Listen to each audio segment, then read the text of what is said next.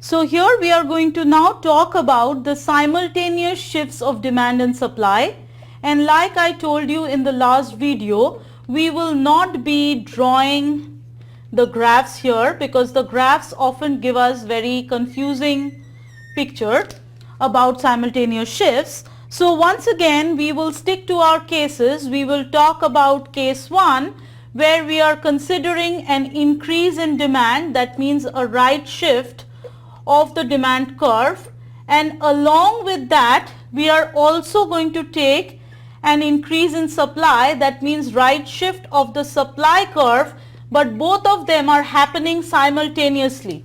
They are both taking place at the same time. Okay, then we have our case 2. Case 2 is going to be an increase in demand, so a right shift of the demand curve, but combined with a decrease in supply. So along with an increase in demand we have a decrease in supply, so a right shift of the demand curve and a left shift of the supply curve happening together at the same time.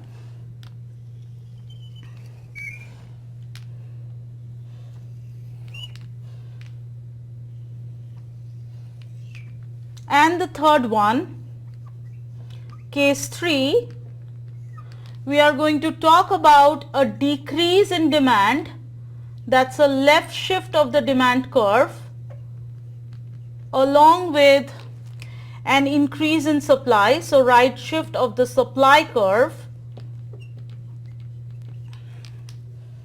And finally we are going to talk about case 4, that's a decrease in demand, so left shift of the demand curve along with a decrease in supply, so left shift of both curves. Okay. What do we expect to see? Let's see. Now you might have to refer to the immediate previous video when we talk about these. If you already have got a good hang over the previous video, then this video will be easier for you to follow. So you might want to refresh your memory, go back to the previous video and watch it another time before you actually watch this one, because we are basically building on from the previous video, the single shifts of demand and supply. So if demand increases, then the impact is an increase in equilibrium quantity and an increase in equilibrium price. We already know this, I am not going into the detail. This is basically there in the previous video, how we got this from a right shift or an increase in the demand. Now when supply increases, then the impact is an increase in equilibrium quantity, but at the same time there is a decrease in the equilibrium price. So you can see that if these two things are happening together, if you have an increase in demand and an increase in supply, then you get an obvious answer, a clear answer for the equilibrium quantity. You can say for sure that the equilibrium quantity in the market will go up, but you don't have a clear answer for the equilibrium price because the demand force is taking it up, the supply force is taking it down. So all you can say is the equilibrium price is ambiguous or uncertain or indeterminate, which basically means that it may go up, it may go down, or it stays the same. You don't know what happens to it. Okay, we don't know, it's indeterminate. So that is what we mean. Now please note that what really happens to the price would depend on the relative strength of this demand or supply increase in this case. So if the demand increase was stronger, then the price would go up because that pull would be higher. If the supply increase was stronger, then the price would go down because that pull would be stronger. And if both the demand increase and supply increase was of equal strength, then you would actually see no change in the price and the price would stay the same. So that means here when we say it is indeterminate, we actually mean that it depends on the relative strength of the demand or the supply increase. If the demand increase is stronger, then price would go up. If the supply increase was stronger, then the price would go down, and if both the increases were of equal strength, then the price would stay the same. Now this is precisely the reason why I asked you not to draw a graph in this case, because if you draw the graph, then depending on your extent of shift of the curves, you always end up drawing one of these three cases. You can never draw a graph where you can represent all these three conditions at the same time. So you would get a certain answer, a very definitive answer for this. That's the reason I'm asking you not to draw a graph, because actually the picture, actually the answer is ambiguity or indeterminate effect on price. Okay? So it would be a good idea to base your conclusion on intuition here, or kind of working it the way that I'm doing it.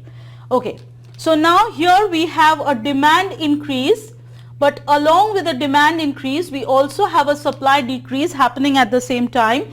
So as a result of that, we would have an increase in quantity, increase in price. Now this is just from the previous video. Please do not get confused by these. We have worked through these in the previous video. You can take a look at that.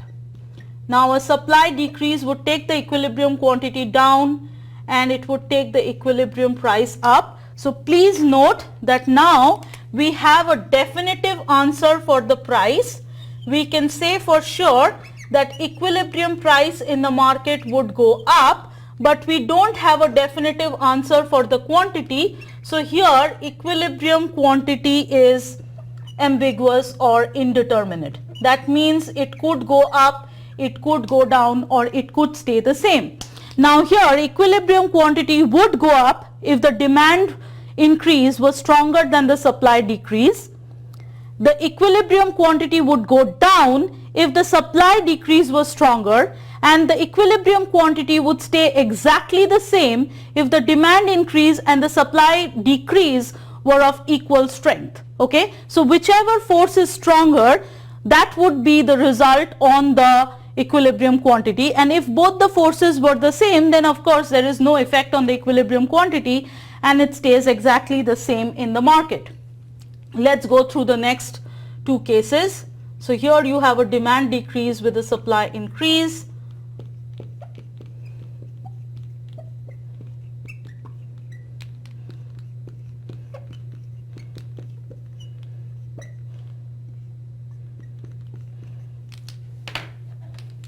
Okay, so once again you can see I have a definite answer for the price.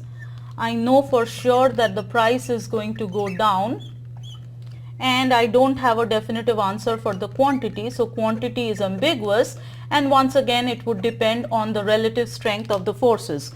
Now when we go on to the problem solving part, when we do applications based on this theory, now it might seem very complicated and confusing, but what you really need to know is what happens due to this or what happens due to that, right? So once you know the material from the previous video, you can combine that material to get the answer here. You don't really need to memorize the stuff in this video. If you know what's happening in the previous video, it is pretty intuitive. You can combine that to get your answers here, okay? So do not get overwhelmed by what we are doing in this video.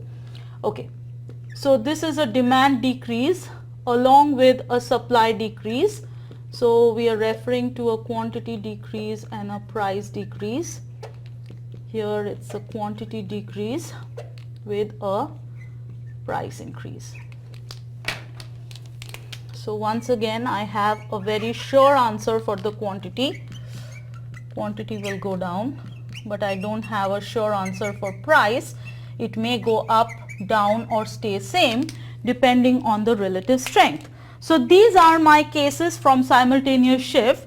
So if you had to really have a takeaway from here, if you wanted to kind of summarize the findings from this, you could say that in terms of simultaneous shifts, if demand and supply both go in the same direction, if both increase or both decrease, that means if you have case 1 or case 4, then you are always going to have a definitive answer for quantity and an ambiguous answer for price. So if demand and supply change in the same direction, either an increase in both or a decrease in both, that is either case 1 or case 4, you are always going to get a definitive answer for quantity and an ambiguous answer for the market price. However, if you have case 2 or case 3, that means demand and supply go in opposite direction, there is increase in one and decrease in the other. That is when you get a definitive answer for the market price but an ambiguous answer for the equilibrium quantity in the market. So if you really wanted to summarize and take away something, those might be the 2 points for you to remember. Now this brings us to the end of the demand and supply model. Now we will still be on module 2 unit 2 in the next video, but in the next video we will say that what is something else in the market that might affect this change in price and quantity in the market beyond the changes in demand and supply. Beyond the shifts of demand and supply, is there some other factor that could affect the magnitude of price or quantity change in the market? And just to give you a little bit of hint of where we are heading, we are going to talk about the elasticity of demand or the elasticity of supply, which basically tells us about how responsive the demand or the supply in the market is to any other stimulus in the market, and that stimulus is a price change. So if price changes, how responsive is the demand change or how responsive is the supply change?